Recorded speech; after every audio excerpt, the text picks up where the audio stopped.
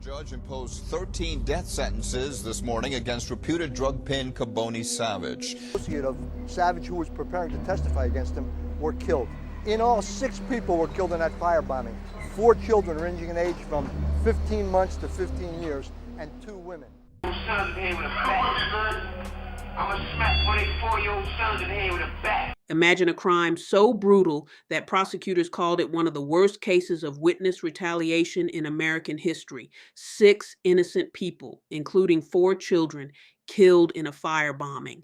And the person accused of ordering it, a drug kingpin already sitting in prison. This is the story of Kaboni Savage, his sister Kidada Savage, and the revenge plot that turned an entire family into targets. This video contains discussion of real-life violence and harm to children, which some viewers may find disturbing. Viewer discretion is strongly advised. This video may include images, audio, or video clips used for educational and commentary purposes under Section 107 of the U.S. Copyright Act. Fair use. Before the murders, before the trial, before the death sentence, Kaboni Savage was building a reputation on the streets of Philadelphia. In the 1990s and early 2000s, Savage ran a major cocaine distribution network in North Philadelphia. Authorities later said the operation moved millions of dollars in drugs controlled through fear and violence. Savage was known as a former professional boxer, a high-level drug trafficker, and someone prosecutors described as ruthless. The organization used intimidation to maintain power. Witnesses were threatened, rivals were attacked, but everything started to fall apart when one of Savage's associates decided to cooperate with the government. That man was Eugene Coleman, and that decision would trigger one of the most horrifying revenge plots in modern criminal history. Eugene Coleman had been involved with Savage's drug operation, but when federal investigators built a case against the organization, Coleman chose to cooperate. He began working with federal prosecutors and preparing to testify. In the criminal world, that made him something Savage hated most, a snitch. According to investigators, Savage became obsessed with revenge. While being held in federal detention awaiting trial, he was secretly recorded making threats. On tape, Savage ranted about informants and their families. He allegedly said, "Their kid's gonna pay." Those recordings would later become key evidence in court. But prosecutors say Savage didn't just threaten violence. He ordered it. Savage couldn't carry out revenge from prison, so investigators say he turned to someone he trusted most, his younger sister, Kidada Savage. Kidada was allegedly the link between Kaboni and the people on the streets. According to court testimony, Kaboni gave instructions from prison. Kidada passed those instructions to associates. Those associates carried out the attack. One of those men was Lamont Lewis, a hitman connected to the organization. Lewis later testified that Kidada relayed the order for retaliation against Eugene Coleman, but the target wasn't Coleman himself. Instead, the plan focused on something even darker, his family. Just before dawn, a rowhouse on North 6th Street in Philadelphia was attacked. 2 men allegedly threw gasoline-filled containers into the home. Within seconds, the house erupted into flames. Inside were 6 members of Eugene Coleman's family, his mother, his stepsister, his infant son, 3 other children. They ranged in age from 15 months to 15 years old. All 6 died in the fire. The attack shocked investigators. Even in the violent world of organized crime, killing children to punish a witness was almost unheard of.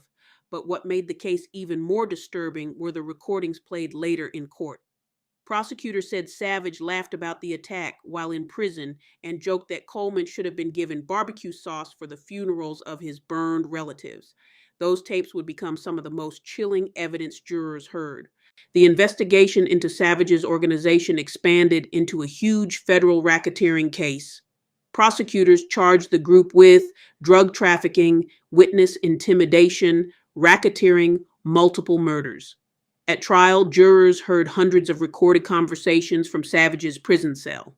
Witnesses described the structure of the drug network, orders for killings, and the planning of the firebombing. Lamont Lewis, one of the attackers, testified that the order came from Kaboni Savage through Kidada. Their message was simple: if you cooperated with police, you and your family would pay.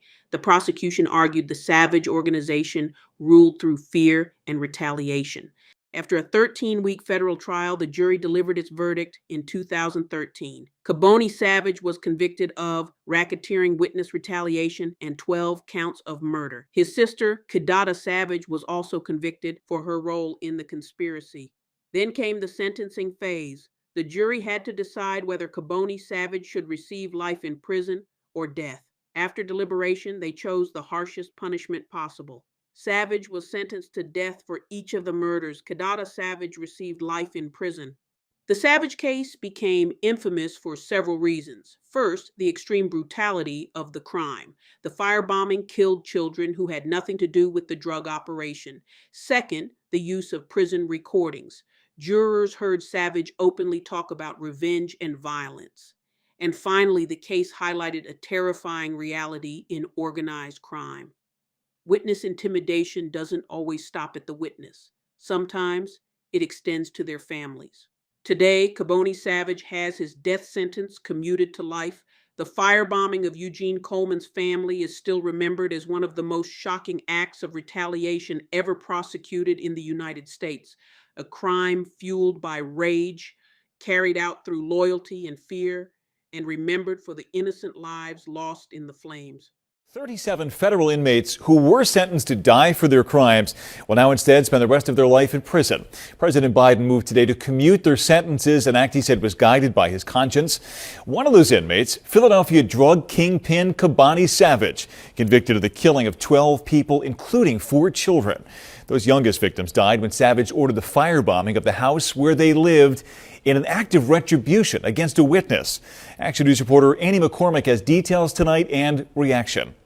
Philadelphia's only federal death row inmate, Kaboni Savage, is no longer on death row. The former North Philadelphia drug kingpin joined 37 federal death row inmates commuted by President Joe Biden today. I'm very disappointed at Joe Biden. The news left Tina Fox and her family in shock. This crime is beyond violent. Inside this North 6th Street home in 2004, many of Fox's relatives were murdered at Savage's direction. Fox's cousin, Eugene Coleman, became a federal informant against Savage. The fire killed 2 adults, including Coleman's mother, and 4 children, including an infant. They were children. They would have been adults now, but they don't have a say.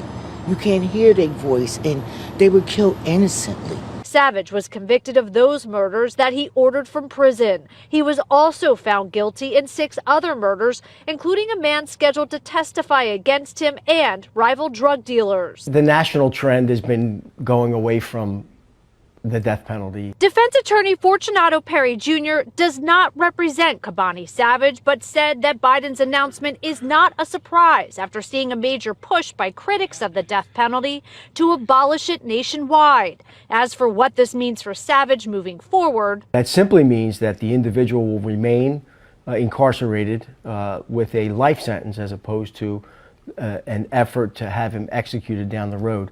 That's something that now can never happen. In a statement, President Joe Biden said that America must move away from using the federal death penalty except in cases of terrorism or hate-motivated mass murder. Thanks for watching. Please like, comment, and subscribe to Crime the Eway for more stories like these.